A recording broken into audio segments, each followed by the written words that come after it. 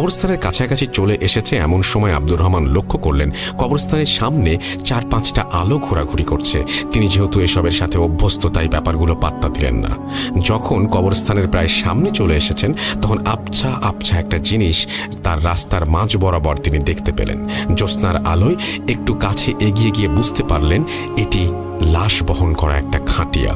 তখনই তার বুকের ভেতর ধুকধুক করতে শুরু করলো। এত রাত্রে কে মারা গেল?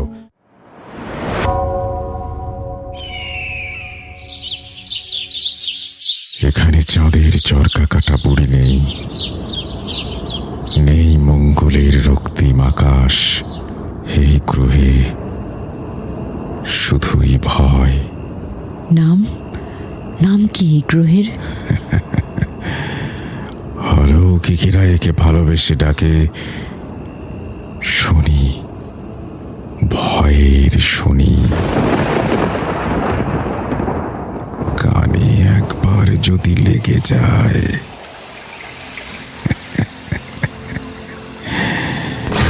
তাহলে শুধুই ভয়, ভয়, ভয়ের শনি।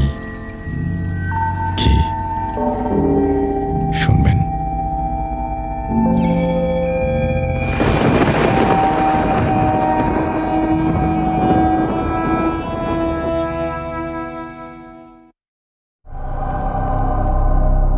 যেভাবে লেখা আছে আমি সেভাবেই পড়ছি।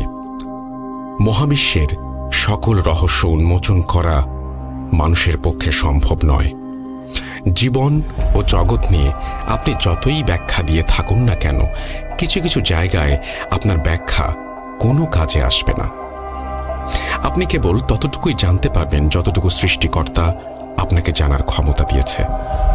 বিজ্ঞানের অগ্রগতি হচ্ছে প্রতিনিয়ত, তবুও এ মহাবিশ্বের সবকিছু বিজ্ঞান দিয়ে চলে না। আমি আসাদুজ্জামান মামুন, পাবনা জেলার ফরিদপুর উপজেলার দিঘুলিয়া গ্রাম থেকে বলছি। ভূত.com-এ পাঠানো এটি আমার দ্বিতীয় ঘটনা। প্রথম ঘটনাটি আমি আমার ভয়েস রেকর্ড করে পাঠিয়েছিলাম, যেটা 50তম এপিসোডে রাসেল ভাই প্রচার করেছিলেন। এবারে আমি 7টা সিরিজ নিয়ে আপনাদের মাঝে হাজির হয়েছি।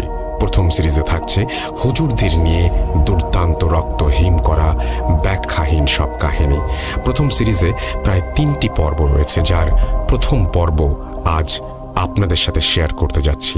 কথা না বাড়িয়ে চলুন সরাসরি ঘটনায় যাওয়া যাক। ঘটনাটি পাবনা জেলার ফরিদপুর উপজেলায় ঘটে।